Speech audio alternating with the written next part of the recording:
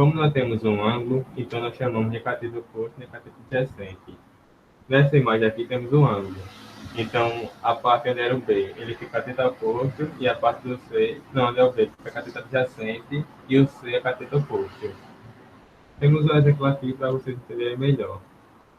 É fundamental sabermos que o teorema se aplica quando temos o triângulo retângulo. Ou seja, a hipotenusa vai ser 10, o cateto B vai ser x e o cateto C vai ser o 6. Na fórmula do Pitágoras, a ao quadrado igual b ao quadrado mais c ao quadrado. Ou seja, elevar tudo ao quadrado que fica a seguinte: 10 ao quadrado igual x ao quadrado mais 6 ao quadrado. 10 ao quadrado sabemos que é 100, x ao quadrado sabemos que é x ao quadrado, mais 6 ao quadrado sabemos que é 36. Passamos x ao quadrado para a nossa direita e o 36 para a nossa esquerda. Como o 36 está positivo, ele passa a ser negativo. Fica dessa seguinte fórmula: 100 menos 36 igual a x ao quadrado. X ao quadrado é igual a 64, pois 100 menos 36 totaliza 64. O x ao quadrado ele vai passar como raiz quadrada. No caso fica o seguinte: x igual a raiz quadrada de 64. A raiz quadrada de 64 é 8, pois 8 vezes 8 totaliza 64. E com isso conseguimos achar a raiz quadrada. Pelo teorema de Pitágoras, foi possível aprofundar os conceitos e introduzir as definições de números irracionais. O primeiro irracional a surgir foi a raiz quadrada de 2. Surgiu ao ser colocada a hipotenusa de um triângulo retângulo, com os catetos medindo 1. Mas onde podemos aplicar o teorema de Pitágoras? Podemos aplicar na trigonometria, geometria plana, geometria espacial, geometria analítica, física e biologia. Mas nessa webinar iremos focar praticamente em trigonometria e geometria plana. Contribuições de teorema de Pitágoras aplicadas nos estudos de trigonometria. Os estudos se conectam com o teorema de Pitágoras e com a sua aplicação. Através disso, conseguimos descobrir os valores das medidas desconhecidas. O teorema é utilizado para facilitar o cálculo da diagonal de um quadrado e a altura do triângulo equilátero. Para quem não sabe, o triângulo equilátero é um triângulo com lados iguais. Vamos falar da trigonometria. A trigonometria é o cálculo do seno, cosseno e tangente de arcos retáveis de 30, 45 e 60. São seus ângulos. Essas fórmulas vimos muito no nosso ensino médio.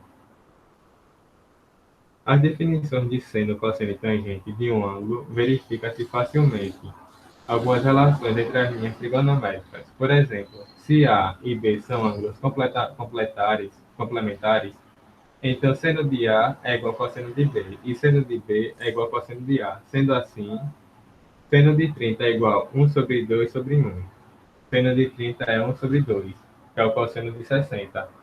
Da mesma forma aqui, seno de 60 é igual a H sobre 1, que é igual a 1 sobre 1 raiz de 3, 1 raiz quadrada de 3 sobre 2 sobre 1. Seno de 60 é igual a raiz de 3 sobre 2, que é igual a cosseno de 30.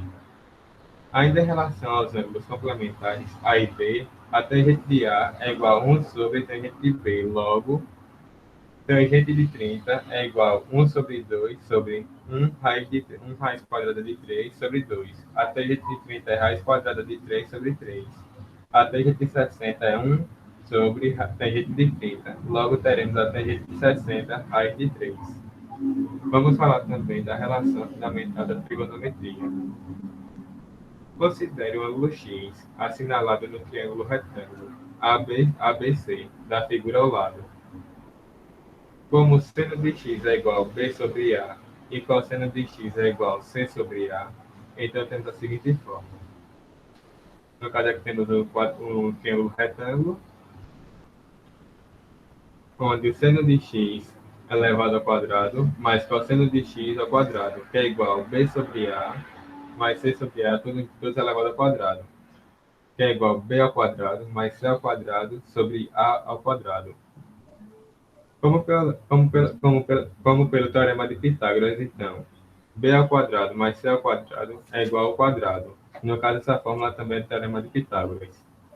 Então, temos o seguinte: seno ao quadrado de x mais cosseno ao quadrado de x, que é igual a ao quadrado sobre quadrado.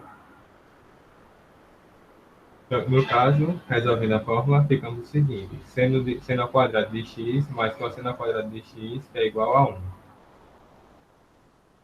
Vamos falar também sobre a lei de cosseno. A lei de cosseno é relacionada ao seguinte: seja ABC um triângulo qualquer e BH a altura relativa ao lado AC. Foram então formados os triângulos retângulos ABH e BCH. Aplicando-se o teorema de Pitágoras em ambos, obtém-se. No caso do primeiro ângulo, temos o A, o B, o H, o H, o C e o M. No caso, elevamos todos ao quadrado. No triângulo ABH, elevamos fazendo o seguinte: H ao quadrado mais, abre parênteses, B menos M ao quadrado, que é igual a ao quadrado. No triângulo BCH, temos o seguinte: desenvolvemos a seguinte equação: H ao quadrado mais B ao quadrado menos 2BM mais M ao quadrado, que é igual a quadrado. H ao quadrado mais M ao quadrado, que é igual a C ao quadrado. Temos a seguinte resposta: B ao quadrado mais C ao quadrado menos 2BM igual ao quadrado. Eloine? Oi, boa tarde, pessoal. A gente vai ver as contribuições do Teorema de Pitágoras na geometria plana.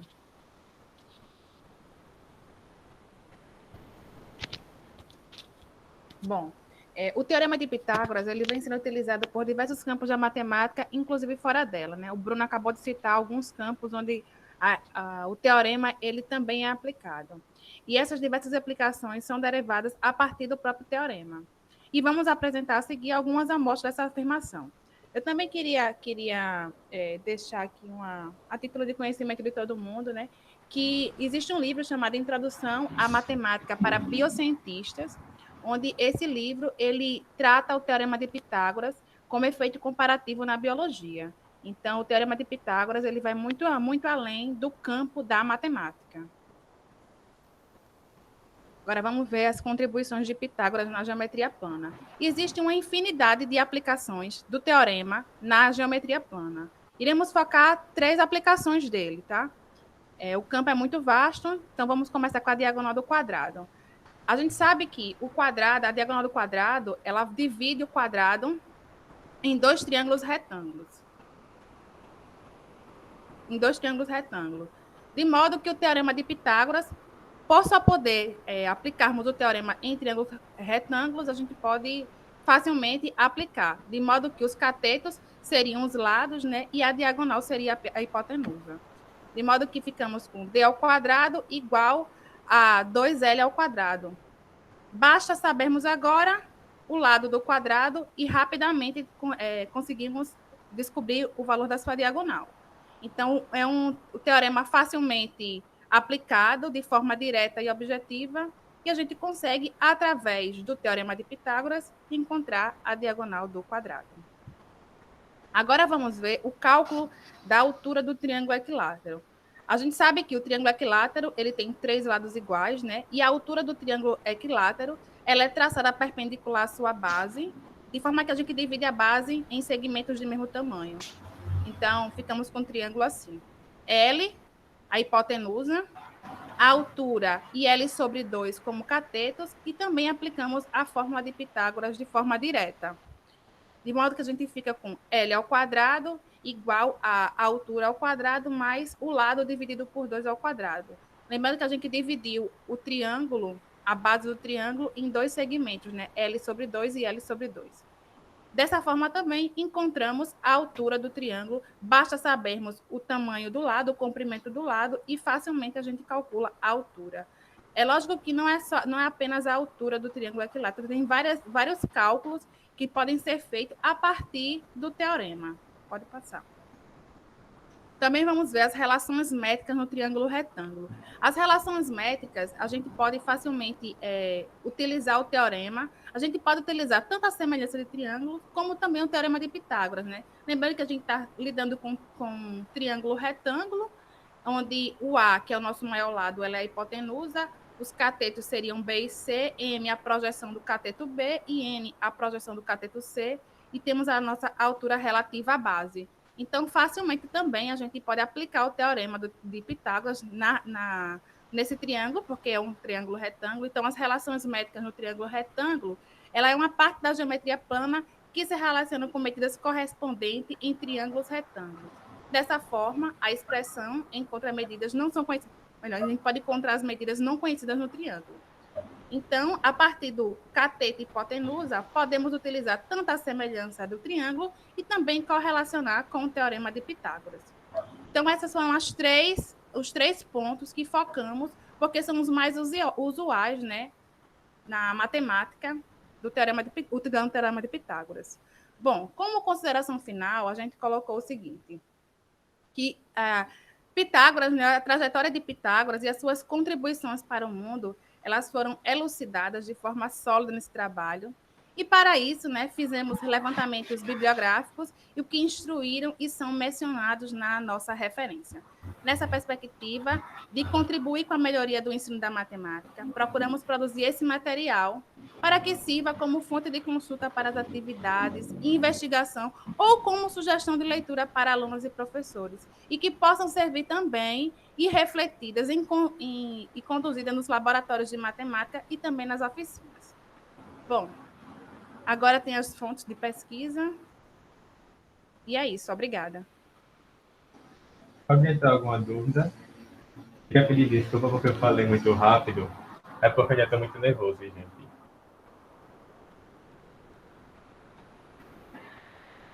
Eu falei rápido. A gente está ensaiando, né? A gente está em casa. A gente está ensaiando, estamos em casa, né? Ainda não está, não vamos ver. Mas eu falei rápido. Eu costumo falar muito rápido. Eu falo rápido. Às vezes eu engrolo a língua, entendeu? Enrolo a língua, mas assim, eu tentei ficar calma não, mas eu tentei falar o mais devagar possível. Eu estou aqui suando de nervoso. Relaxa, Bruno. É a primeira vez que tu apresenta, Bruno? É a primeira vez? É a primeira vez que você... Ah, tá. Você tá tenso. Olha, ele ensaiou comigo 300 vezes. Aí que tem umas 20 versões de trabalho. Mas fique tranquilo e o que tiver de ajustar, a gente ajusta mais para frente. Até terça-feira tem tempo.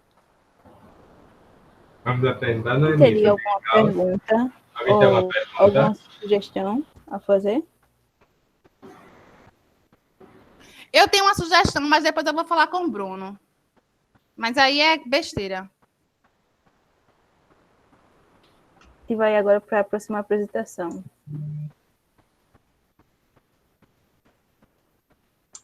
Mais uma vez aqui, e iremos apresentar agora sobre Carl Friedrich Gauss, conhecido também como o rei da matemática.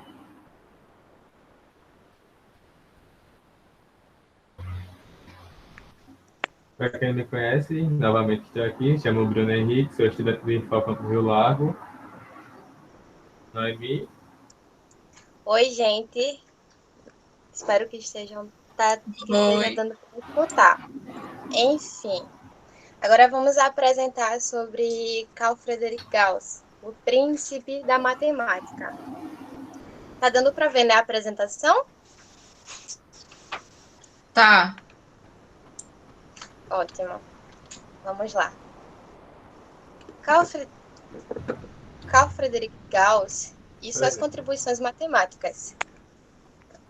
Não é o conhecimento, mas o ato de aprender. Não a posse, mas o ato de chegar lá, que o concede a maior satisfação. É uma frase muito famosa de Carl Friedrich Gauss.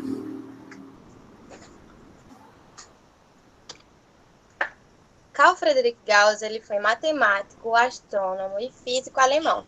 O criador da geometria diferencial e, como eu já tinha dito, príncipe dos matemáticos. A ele se devem importantíssimos estudos de matemática, física, geometria e astronomia.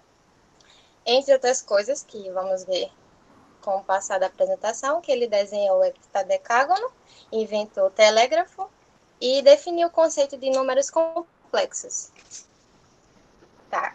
Gauss tinha cerca de 10 anos quando calculou a soma de todos os números inteiros entre 1 e 100. Então, o desafio em sala de aula foi esse. 1 mais 2 mais 3, mais, pouquinho, até 100, certo? Então, em minutos, ele conseguiu resolver esse desafio. Foi assim que ele conseguiu desenvolver essa questão. Ele pegou o primeiro número da questão e o último, que a soma dava 101. O segundo número e o penúltimo número, e ele percebeu também que dava 101. E assim ele continuando. Logo, como eu já tinha dito, né, que ele reparou que somando todos os pares dava 101.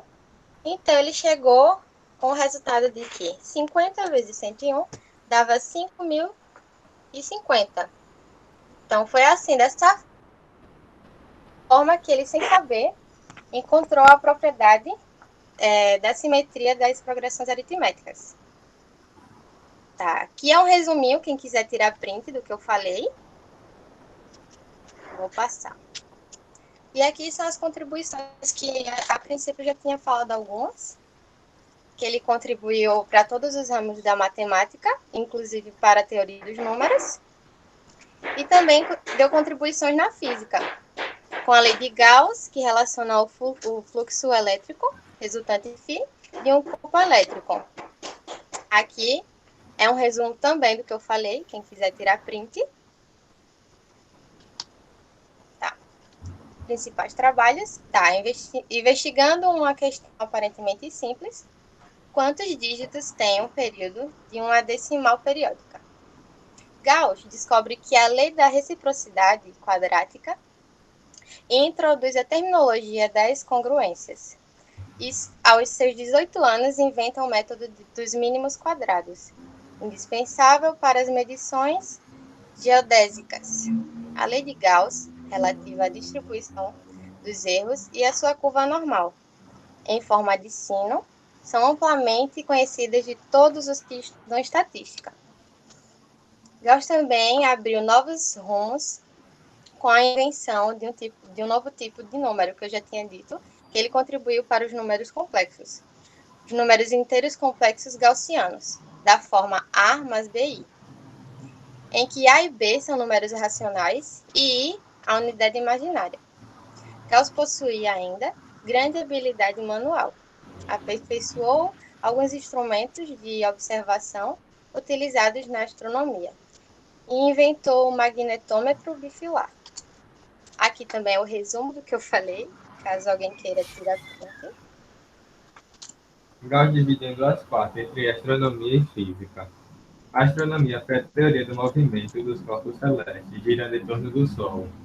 Também foi fundamento da teoria matemática do eletromagnetismo e inventou o telégrafo elétrico, como a Noemi tinha falado antes.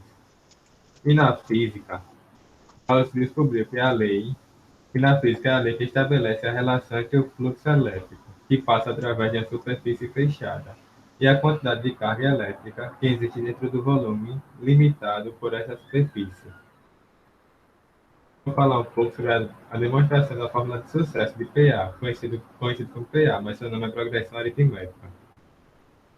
A fórmula de PA é A1 igual a N mais N menos 1 vezes R, onde A1 é seu primeiro termo, a N o enésimo termo, o R a razão e o N é o número de termos. A soma da PA é a seguinte: Sn igual a 1 mais a N vezes N sobre 2. Uma PA consiste na sequência de números, onde a grande diferença se torna entre os dois termos consecutivos, e sempre será a mesma. A diferença constante é chamada de PA. Vou falar um pouco também sobre PA e PG, para sabermos a diferença. Na PA, os números são somados pela razão. São sequências de números em que a diferença entre o número e seu antecessor é igual à razão. Já na PG, os números são multiplicados pela razão, ou seja, são a sequência de números em que a divisão entre um número e seu antecessor é igual à razão Q. Agora eu falo também sobre a PA finita e a PA infinita. A PA finita é composta pela seguinte fórmula: A1, A2, A3 reticências, AN menos 1, AN. E na PA infinita é composta pela seguinte fórmula: A1, A2, A3 reticências, AN menos 1, AN reticências. Vou dar um exemplo para ficar melhor.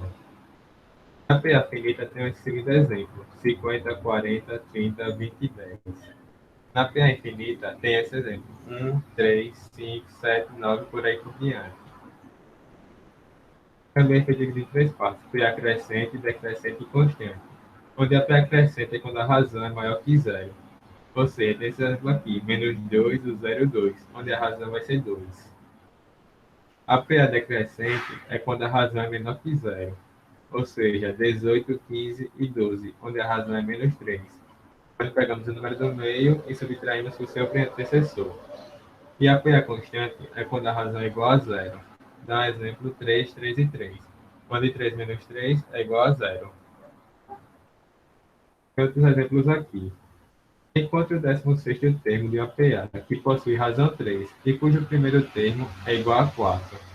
Ou seja, iremos utilizar a seguinte fórmula: AN igual a 1 mais N menos 1 vezes R. Queremos encontrar o 16º termo, então N é igual a 16, que N é o número de termos. Além disso, sabemos que a razão é igual a 3 e a 1 é igual a 4. A 1 é o primeiro termo. Ficaremos o seguinte: A16 igual a 4 mais 16 menos 1 vezes 3. A16 igual a 4 mais 15 vezes 3. A16 igual a 4 mais 45. O resultado final será A16 igual a 49. Ou seja, o 16º termo dessa PA será 49. Tem outro exemplo aqui para vocês conseguirem entender melhor. Encontre o quinto termo de uma PA, sabendo que o primeiro termo, A1, e R é 5, a razão. AN igual a 1 mais N menos 1 vezes R. Segundo enunciado, A1 é igual a 2, a razão é igual a 5 e o número de termos é igual a 5. Então fica da seguinte forma: A5 igual a 2 mais 5 menos 1 vezes 5. A5 igual a 2 mais 4 vezes 5. O A5 é igual a 2 mais 20, ou seja, o quinto termo dessa PA será 22. Vou falar da tão famosa curva de Gauss, ou então curva gaussiana. Mas o que é a curva gaussiana?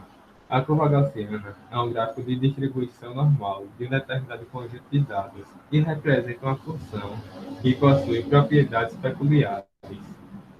No caso aqui, como podemos ver, a curva gaussiana ela tem o formato de um sino. Mas onde podemos utilizar a curva gaussiana? Ela é muito utilizada em tabelas de probabilidade. Também serve para medir uma confiança quanto ao fracasso. Vou falar um pouco da introdução sobre a curva gaussiana. A curva gaussiana, como já tinha dito antes, possui o formato de um sino, possui um gráfico de distribuição normal de um determinado conjunto de dados. A curva padrão é aquela que atravessa da medida zero e desvio padrão é igual a 1. Vou falar também do teste de QI. Antes de falar do teste de QI, irei explicar sobre o que é teste de QI. O teste de QI é o quociente da inteligência, usado para descobrir a inteligência intelectual, muito utilizado em escolas e empresas. Vou falar um pouco da tabela de QI. A faixa de QI e sua classificação. Quando o teste de QI dá abaixo de 75, ele é classificado como infradotado. De 75 a 90, ele está abaixo da média. De 90 a 110, ele é considerado mediano.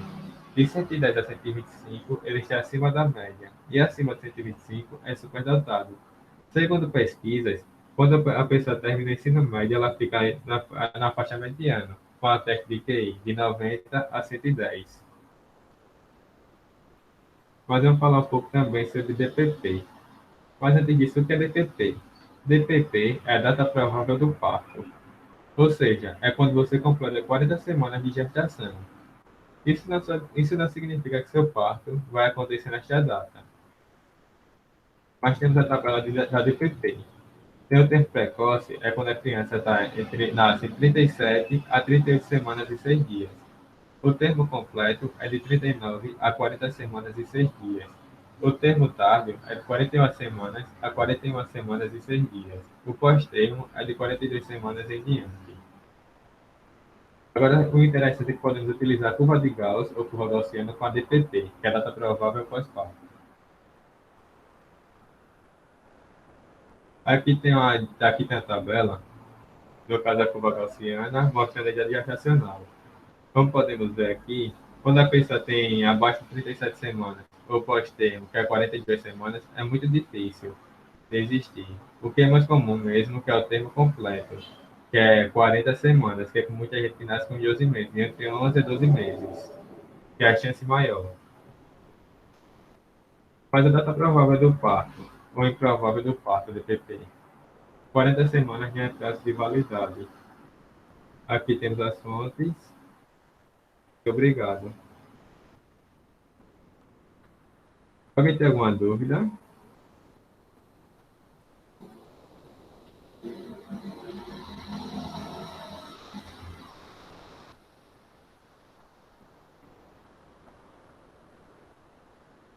Alguém tem alguma dúvida?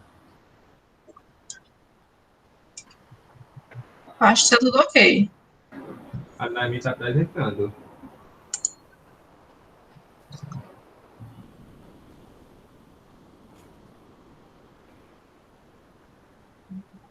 Alguém ficou com alguma dúvida ou algum questionamento sobre essas duas últimas apresentações? Ou a gente pode prosseguir para a próxima?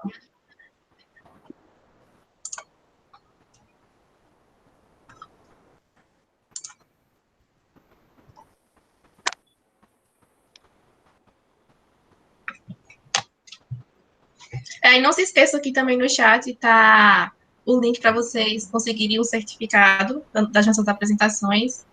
O pessoal do GAT está compartilhando com vocês.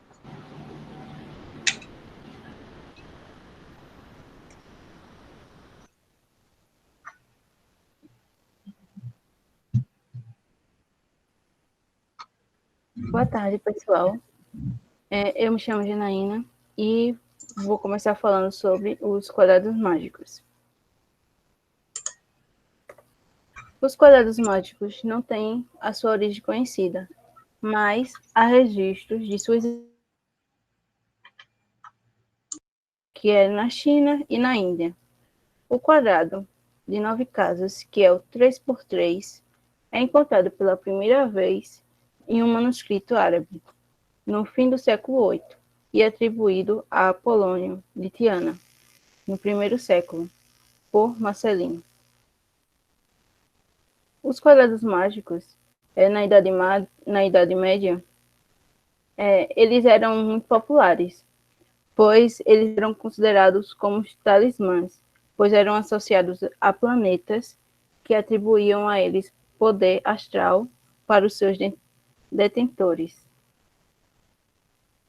Os quadrados mágicos tiveram a sua popularidade crescendo com o advento dos jogos baseados em matemática, como, por exemplo, o Sudoku. O quadrado mágico nada mais é do que um arranjo de números de um quadrado de tal forma que a soma de cada linha, coluna e diagonal e também é chamado também de constante mágica. Os quadrados mágicos, eles podem ser classificados em vários tipos. Pares e os pares duplos. Temos algumas classificações para os quadrados mágicos. Eles podem ser imperfeitos ou defeituosos, que são os quadrados que não obedecem às regras de um quadrado mágico. Por exemplo, um quadrado mágico onde a soma da linha, coluna, são iguais, mas as diagonais não. Ou se não, um hipermágico, onde certas propriedades adicionais, além de obedecer às regras básicas. Por exemplo, um quadrado mágico, onde troca-se duas colunas de lugar e forma-se um novo quadrado mágico. Tem o quadrado diabólico, que é um quadrado hipermágico, com muitas propriedades ou com propriedades muito complexas.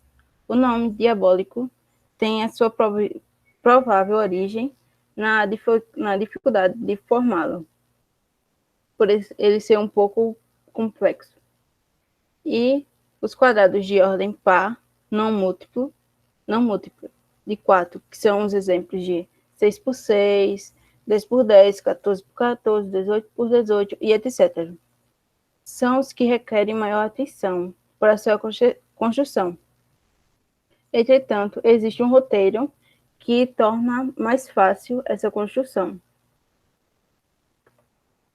Vamos começar logo com os quadrados de ordem ímpar. Primeiro, antes de tudo, temos que encontrar a constante mágica.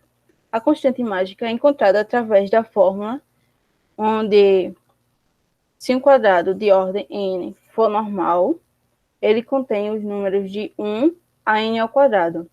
Então, a constante mágica depende apenas de n. E seu valor é dado por a fórmula n, entre parênteses, n ao quadrado mais 1 dividido por 2. Aí agora vamos encontrar a constante mágica de um quadrado 3 por 3.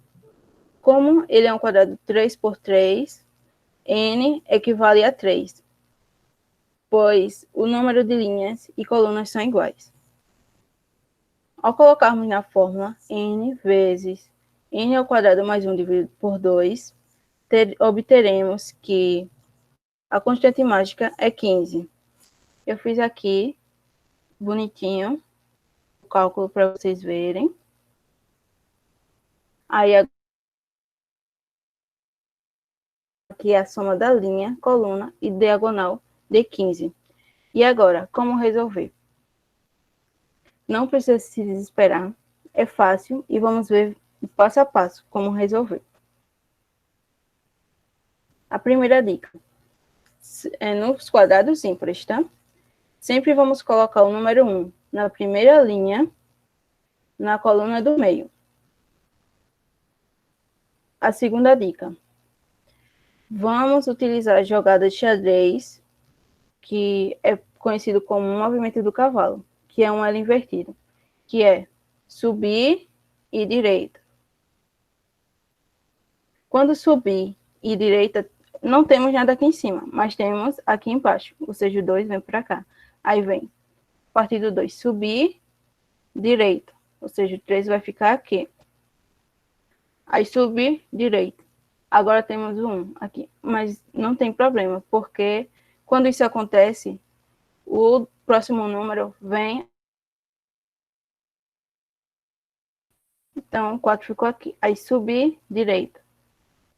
Aí teremos o 5. Subir, direita. O 6. Aí subiu, direita. Caiu aqui na casa onde tem o 4. O que fazemos? Colocamos abaixo do 6. Temos o 8. Subir, direita. O 9. Conseguimos resolver um quadrado 3 por 3. Agora, já que resolvemos um quadrado 3 por 3, então vamos aumentar um pouquinho a dificuldade. Vamos para um quadrado 5 por 5. Utilizamos a mesma fórmula, que é n vezes n ao quadrado mais 1 dividido por 2. E sabemos que n é 5, já que o quadrado é 5 por 5. E a constante mágica, ao aplicarmos na fórmula, obteremos que é 65. Aqui vamos colocar o 1 na primeira linha e na primeira coluna, na primeira linha e na coluna do meio. E vamos utilizar o movimento em L, que é o movimento do cavalo, que é subir e direita. E assim vamos completar o quadrado mágico. Subiu, direita. 2, subiu, direita. 3, subiu, direita. 4, subiu, direita. Subiu, direita. 5, subiu, direita. 6, mas o 6 não pode ficar aqui, então fica embaixo do 5. Subiu, direita. 7, 8. Aí subiu, direita. 9, subiu, direita. 10. E assim por diante, até completarmos o quadrado. E o quadrado fica assim. E no finalzinho da apresentação, eu volto aqui e eu mostro que se somar qualquer linha, coluna ou diagonal, vai dar 65 e no outro vai dar 15.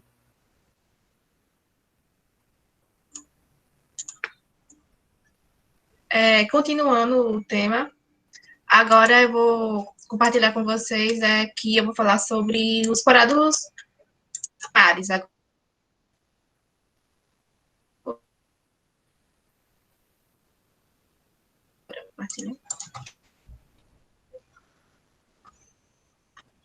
Todo mundo consegue já visualizar a minha tela?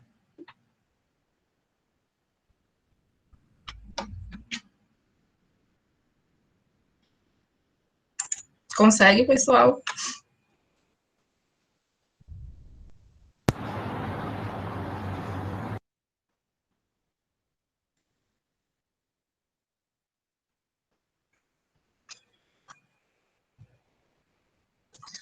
Então, vamos lá. A Jana falou um pouco, né, sobre como a gente construiu os quadrados de ordem ímpar. E agora sobre os quadrados de ordem par. É bem fácil também com um quadrado de ordem ímpar. Então, a gente sabe que, todos sabem que o número par é divisível por 2. Em quadrados mágicos, porém, existem diferentes métodos para resolver. Eu vou abordar 2, que são os pares simples e os duplos. É um quadrado de par simples, cada lado tem um seu número de casas, divisível por 2, mas não são por 4. O menor quadrado de par simples tem um lado 6 por 6, uma vez que não existe quadrado mágico de lado 2 por 2. Essas são algumas orientações que a gente tem para observar. E para a gente calcular nossa constante mágica, a gente saber se o nosso quadrado é tanto na diagonal, nas linhas ou nas colunas, para saber quanto será a soma de todas essas três formas, a gente vai usar a mesma maneira que a gente usou no quadrado anterior, que foi o ímpar. Então, a gente segue essa mesma ideia. E agora a gente vai aprender como a gente faz um quadrado 6 por 6. Aplicando aquela forma anterior, a gente vai calcular a sua constante mágica. Então, aqui a gente usou que para nosso quadrado é 6 por 6, a gente aplicou na fórmula e a gente viu que a nossa constante mágica é 111. Então, ou seja, todas as nossas linhas, colunas diagonais devem dar esse número. E aí, o que muda do par para o ímpar? Do ímpar, a gente sempre colocava um número 1 aqui no meio, né? Como se tivesse 3, a gente colocava um 1 aqui, mas no par a gente não consegue, né? Porque não sobra um aqui sozinho, sempre está em conjunto, né? Sempre tem dois, um casalzinho, outro casalzinho e outro casalzinho. A gente não tem como colocar um dessa maneira. Então, por que a gente não divide esse quadrado par em um ímpar, já que é 6 por 6? A gente pode dividir aqui em A, o outro lado em C, o outro em D e o B, como mostra nessa imagem. Dividiu em 3 por 3 o nosso quadrado par. E aí, a gente também pode aplicar a mesma ideia do ímpar. Já que a gente já sabe como é que a gente fez o ímpar, então a gente já tem uma noção, então a gente faz o quê? Esse primeiro quadrante aqui, que é o a gente faz o quê? A gente viu que ele tem 3 linhas e 3 colunas. Então, a gente pode distribuir os números de 1 a 9 nesse quadrante A. No quadrante B, a mesma maneira, começa do 10, já que terminou do 9, né? E vai até o 18. No quadrante C, a gente vai do 19 até o 27, e no D, do 28 até o 36. E como é que fica assim, dessa maneira? Bom, aqui já está a resolução dele, mas eu vou explicar detalhadamente como é que funciona. Aqui a gente começou do 1 ao 9, né, como eu falei. Então, como a Janaína falou anteriormente. Gente, desculpa, eu não apresentei, né, meu nome. Meu nome é Janaíne. Sou irmã gêmea de nome da Janaína. Bom, como a gente resolve o quadrado par aqui, né, nesse caso? A gente definiu ele agora como se fosse um quadrado ímpar, nessa parte aqui. E como a Janaína falou, a gente colocou o 1 sempre no meio, né? Então, a gente vai ter aquela mesma ideia de como a gente resolveu no ímpar. A ideia de um xadrez, né? De usar o L invertido. Então, a gente posiciona o 1 aqui, aí a gente sobe. Sendo que aqui não tem nada, né? Então, ele vai para baixo e depois ele vira para a direita. Então, a gente vai seguir essa mesma ideia. Sobe e vira para a direita, vai para esse lado. Sobe, vira para a direita. A gente viu que tem o número 1 aqui já preenchido. Então, a gente coloca sempre abaixo do seu antecessor. E vai nessa mesma ideia. tanto para o quadrado A, para o B, o C e o D. A gente vai seguir essa mesma ideia, como está aqui na imagem.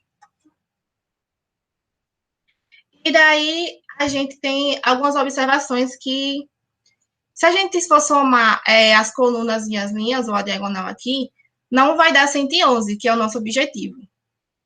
Ou vai dar um número maior ou um número menor. Bom, para a gente conseguir fazer o par, só tem mais duas coisinhas adicionais, que a gente tem aqui nesse primeiro quadrante o A, o 8, e aqui a gente tem o 4. E no quadrante C, a gente tem aqui o 35, e aqui o 31, e os do meio, que é 5 e 32. Então, ó, trate cada quadrante como se fosse seu próprio quadrante mágico, que é o que eu falei anteriormente, que são os 4. É disponível em um pequeno quadrante adjacente, ignore e use a regra de exceção que se adapta à situação. Aí a gente realçou o quadrado A e B, são esses aqui. Se você tentou somar as colunas em linha, a gente vai ver que não equivale à soma da nossa constante mágica, que foi o que eu falei. Você terá que trocar algumas casas de algum lugar entre os quadrantes superiores e inferiores à esquerda para terminar o quadrado mágico. Chamaremos essas áreas das trocas, de realce A e realce D. Então, a gente realçou aqui, né? O 8, o 35, o 4 e o 31. Então, para as nossas colunas e diagonais e linhas dar 111, a gente só inverter. No lugar que está o 8, a gente vai colocar o 35, e onde está o 35, a gente vai colocar o 8. A mesma coisa para o 4. O 4 vai ficar no lugar do 35, então do 31, e o 31 vai para o 4. E também segue a mesma ideia, o quadradinho do meio. Ele tem o 32 e o 5. Então, a gente faz uma troca de 1 por 1, só precisa substituir as casas entre os quadrantes A e D, sem alterar nada das ordens. Uma vez feito isso, a soma de todas as linhas, colunas e diagonais do quadrado mágico deverão ser igual à constante mágica que você calculou. Então, se a gente somar qualquer linha, coluna ou diagonal, a gente vai ver que vai dar 111. A gente fez isso com o quadrado 3 por 6, né? Mas vai que você está empolgado e queira fazer um quadrado 16 por 16, 18 por 18, né? Que você se empolgue bastante e queira praticar, né? Aqui tem um exemplo de um quadrado de 14 por 14, que segue a mesma ideia. A gente dividiu ele em 4, de forma que ele ficasse ímpar. Substituiu o 1 aqui no início e fez toda aquela regra do quadrado, do cavalo do xadrez. E daí a gente faz o realce. A gente lá fez em uma linha só, não foi que foi essa daqui. Agora a gente vai fazer, a gente triplica, e aqui a gente duplica também, e segue a mesma ideia. Os números que estão aqui vai passar para os que estão embaixo, e daí só é somar, que a constante vai ser a mesma para todos os resultados das somas. E, por fim, a gente tem o quadrado par duplo. A gente tem um quadrado par duplo simples, cada lado tem um número de casas divisíveis por 2. Um quadrado par duplo, o número de casas, por outro lado, é divisível pelo seu dobro, ou seja, o 4, né? A menor casa par dupla possível de um quadrado de lados, 4 por 4. Então, a gente vai fazer agora um 4 por 4. A gente também vai seguir a mesma ideia da constante mágica, calcula ela, e a gente vê que a nossa constante mágica de um quadrado 4 por 4 é 34. Aí a gente já tem um novo jeito. A gente vê que o quadrado ímpar, né? A Gina falou, ela ensinou daquela maneira e sempre vai repetir. Independente se o quadrado for maior ou se ele for menor, sempre vai ser aquela mesma ideia. Já o par, não. O par, ele tem essas duas observações. Aquela que eu falei anteriormente e esse tipo de quadrado também. Então, vamos lá. O quadrado é 4 por 4. A gente vai criar um realce A e D. É como se a gente fosse dividir novamente. A gente vai criar aqui como se aqui fosse o A, aqui o B, o C, que é esses 4, e o D, que é esse aqui. Aí, em cada canto do quadrado mágico, marque um mínimo quadrado com lados de comprimento n dividido por 4, no qual n é o comprimento de um lado de todo o quadrado mágico. Chama-se os realces A, B, C e D em sentido anti-horário. Aí, em um quadrado de lado 4x4 simples, marque as 4 casas dos cantos, que são as primeiras, a gente marca aqui, que são essas roxinhas escuro. Em um quadrado 8x8, cada realce será a área 2x2 nos cantos. Em um quadrado 12x12, cada realce será de área 3x3 nos cantos e assim por diante. Então, a gente vai criar agora um realce central, que é esse roxinho mais claro, que está um rosinha. A gente marca todas as áreas do centro também, o quadrado mágico, fazendo a mesma ideia que a gente usou aqui, para saber os lados do comprimento. Então, a mesma ideia, o realce central. O realce central não deve se sobrepor de forma alguma os realces A e D, mas apenas tocar os cantos de cada um deles. A gente não poderia colocar esse realce aqui no lugar desse. A gente vai trabalhar ele somente no centro. E o quadrado de lado 4x4, que é esse, o realce central será a área 2x2 no centro. E se fosse um quadrado 8x8, o realce central será uma área 24x4 no centro. E assim por diante. E daí a gente vai preencher o nosso quadrado mágico, mas somente em áreas do realce. Agora a gente não vai mais ter aquela ideia de colocar um aqui e fazer aquela regra do xadrez, né? Até porque a gente dividiu ele em 4, o nosso quadrado aqui, que foi esse daqui, e esse outro realce. Porque não teria como a gente colocar um aqui, porque teria que ter mais uma casa para a gente transformar ele em ímpar, né? Mas a gente não tem como, nesse caso, transformar o nosso quadrado em ímpar, ele vai ficar impar. Então, a gente pode trabalhar assim. Por que foi que a gente fez esses realces? Porque a gente tem uma nova maneira agora de trabalhar, como a gente não pode transformar ele em ímpar. Então, a gente coloca nesse primeiro realce escuro o 1, aí a gente finge que a gente não tá vendo essas casinhas aqui, a gente tá vendo, mas, tipo, ela tá branca, né? A gente, tipo, tá branca, não tá roxa. Então, a gente não vai colocar nenhum número nela. Então, você pensa que não tá colocando mais nenhum número, mas você pensa assim, né? Não tô colocando mais nenhum número, mas eu sei que aqui tem um 2, tem um 3, e agora o realce vai ser o 4. E aqui é a mesma coisa, aqui vai ter um 5, um invisível, um 6, um 7, um 8, aí o 9, o 10 e o 11, que fica no realce central, o 12 e o 13, a gente marcar ele também, como ele tá no realce roxo. O 14 e o 15, a gente deixa ele aqui invisívelzinho, pra gente daqui a pouco usar ele. E no 16, a gente também faz o realce. Então, onde tá marcado os realces, tanto esses aqui das bordas e no central, a gente preenche com os números. Seguindo essa ordem, 1, 2, 3, 4, até o 16. E daí, agora a gente pode ter essa vinda do olho, pedir que a gente... Agora a gente já pode ver o número que a gente colocou aqui, mas agora é diferente. A gente não vai começar no sentido que a gente começou, 1, 2, 3, 4, a gente vai fazer agora ao contrário. A gente vai começar do final. Então, se aqui a gente começou do 1, né? E aqui tinha um 2, como a gente fez naquela outra vez. Então, agora, a gente vai fazer ao contrário. Onde tem um 16, a gente vai começar por 2 e vai preencher agora os quadrados em branco.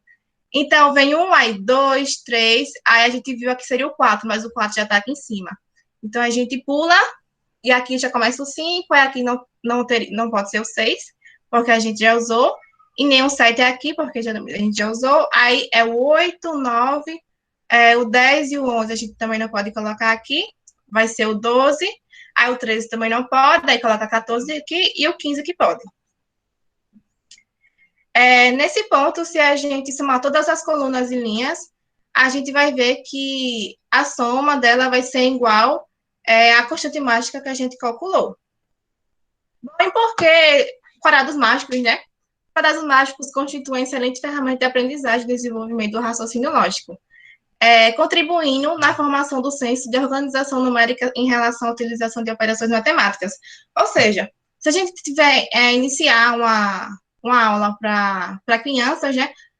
Uma motivação a gente dar o quadrado assim, não explicar as regras nem como funciona, fazer com que o aluno, ele, por si só, tente achar uma forma de solucionar, E a gente tem a ideia, né, que todas as somas, né, da linha, coluna, diagonal vai ser igual àquela constante. Então, a gente pode até fazer a dedução dessa fórmula com os alunos, aplicar como fazer a formulazinha, né, que tem divisão, multiplicação, soma. E, por fim, a gente pode ajudar como é que constrói o nosso quadrado mágico e fazer a resolução somando, né, as colunas e linhas para dizer que aquilo não foi nada, como o nome diz, né? O quadrado que a gente explicou, ele é do tipo diabólico, não é nada diabólico, é bem simples. O interessante na realização desse modelo do jogo matemático consiste na disposição correta dos números de acordo com o quadrado fornecido. E essas foram as nossas referências. Você pode falar alguma coisa?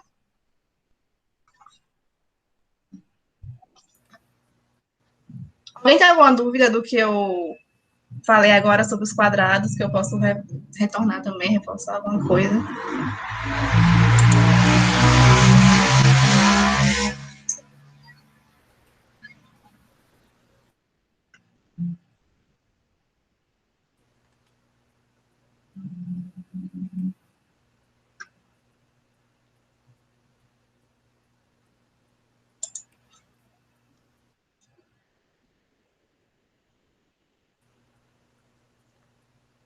Vocês estão vendo a minha tela? Não, ainda não. Deixa eu voltar aqui.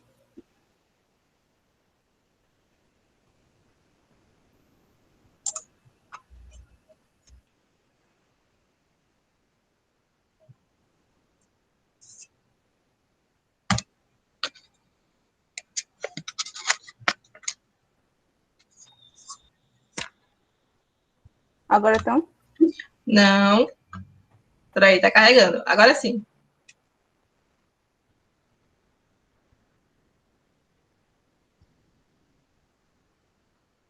Estão vendo agora? Sim.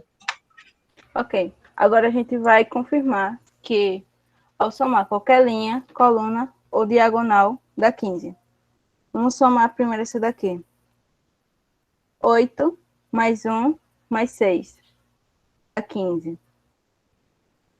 3 mais 5 mais 7 dá 15. 4 mais 9 mais 2 dá 15. Agora vamos somar essa daqui. 8 mais 5 mais 2 dá 15. Porque aqui dá 5 mais 2 dá 7, 7 mais 8, 14. Aqui 4 mais 5 mais 6 dá 15. E aqui, acho que a gente já somou tudo, não foi? 8 mais 3 mais 4 dá 15. 1 mais 5 mais 9 dá 15. 9 mais 6 mais 2, 6 mais 7 mais 2 dá 15. Vocês querem ver o outro? O do 5 por 5? Jana Luime está perguntando qual é a ordem.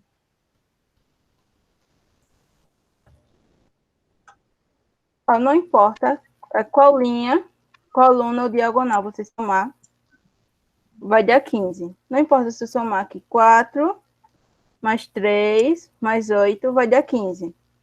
Essa é uma coluna. Se eu somar essa linha, 8 mais 1 mais 6 dá 15. Qualquer linha, coluna ou diagonal que eu somar, sempre vai dar 15 aqui. Entendeu? Claro, tá tudo certo. Eles querem que mostre o 5 por 5?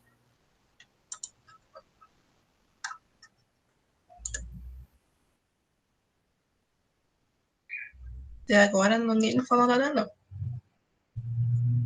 Está uma linha aqui. 17 mais 24 mais 1 mais 8 mais 15. Vamos ver se vai dar 65 mesmo. Vou botar aqui na calculadora. Vamos lá. 38 mais 1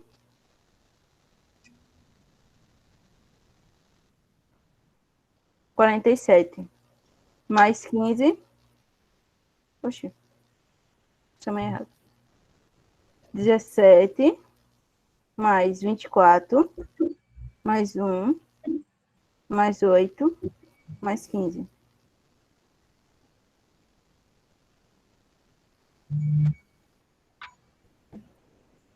Alguém quer pegar uma linha ou coluna para a gente somar aqui, para ver se vai dar 65?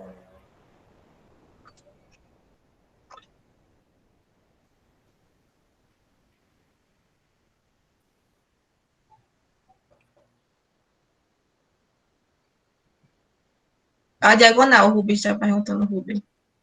A diagonal? Vamos lá. 17 mais 13, mais 21, mais 9. Era essa a diagonal que ele queria? Acredito que sim. Dá 65. Porque 17 mais 5, 22. Mais 13, 35. Mais 21, 56. 56 mais 9, 65. Alguém tem mais alguma dúvida? O Bruno falou, faz com as duas diagonais, por favor. Tá bom. Peraí. Vamos lá. 11 mais 12 mais 13 mais 14 mais 15. Dá 65. Vamos lá. 11 mais 12, 23. 23 mais 13, 36. 36 mais 14, 50. 50 mais 15, 65.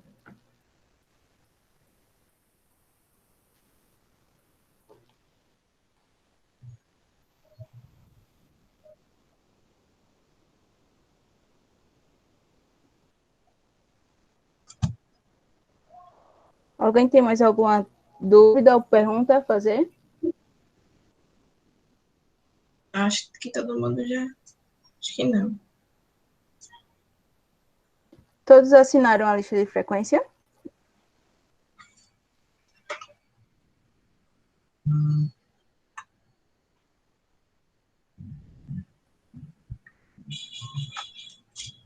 Falta mais alguém assinar a lista de frequência? Porque após o término, a gente já encerra de receber a frequência, né, de preencher. Isso. Não esqueçam de assinar a lista, como a menina disse, porque senão vocês não recebem o certificado. Alguém falta?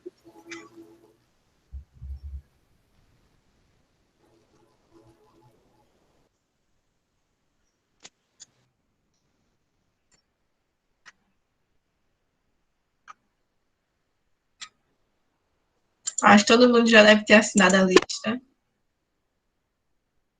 É bom, a gente só tem a agradecer por vocês estarem aqui, né? Por essa discussão que a gente acabou de ter. E só tenho a agradecer mesmo por todos estarem aqui. Queria agradecer a Obrigado todos. à presença de todos e a gente vai encerrar o webinar por aqui, dessa semana. Por nada. Queria agradecer a todos e desculpa aí. Eu percebi que eu fui um pouco ligeiro, mas um pouco eu já estava nervoso, gente. Tchau, gente.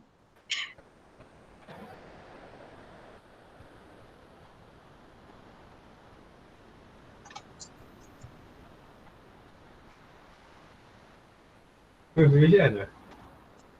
O quê? Esse Mário Jorge, eu acho, falando que ama a parte de Gauss, foi Mário Jorge Moura.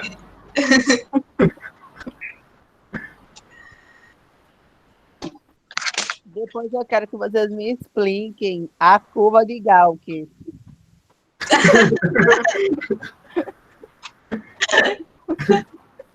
O máximo. Esse Anselmo, só sendo tu mesmo, Anselmo. Até semana que vem. Até.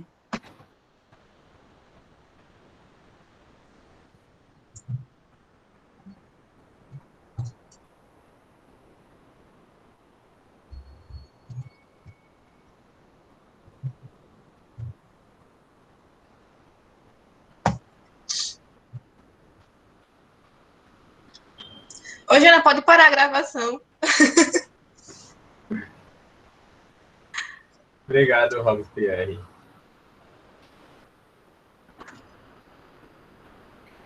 Muito grato ouvir de vocês, o elogio dessa prestação. Oi?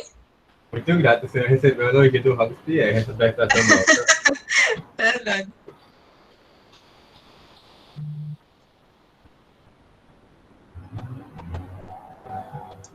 Até.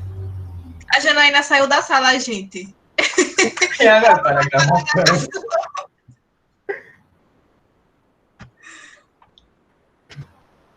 Deixa eu avisar ela. Eita, meu Deus.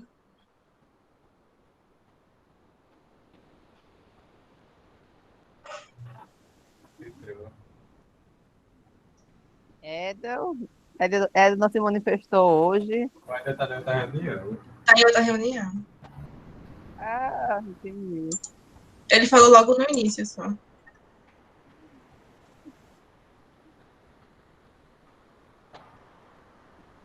O pessoal pode sair, viu? Nossa, Bruno. Tem alguém que está removendo o povo.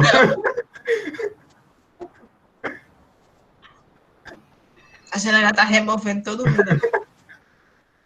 Será que está revoltado? Não, gente, que revoltado. É isso. Nós estamos removendo. Só isso. A pessoa saiu e deixou o computador ligado. Eu acho que o povo deixou rodando e saiu. A Janaína não vai tirar nós, relaxa, gente. Só vai tirar o outro pessoal. Acho que fica só a gente, né? Eu acho que vamos ter que tirar o Aider, porque eu acho que ele não tá ouvindo, eu acho. Ou se ele está. Ele A raiva removida. O pessoal estava ligado e saiu para não dar, fazer alguma coisa. Nossa, a Janaína tirou a... Bichinha da Noemi.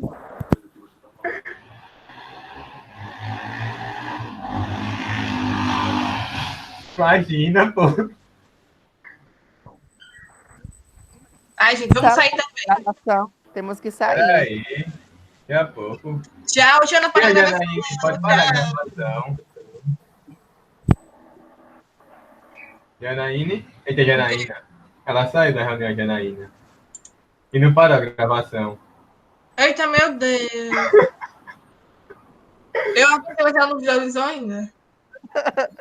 Ai. Deixa eu avisar de novo.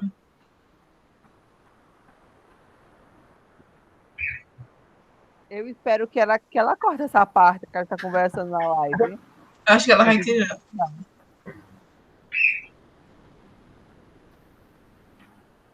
Gente, eu falei rápido demais.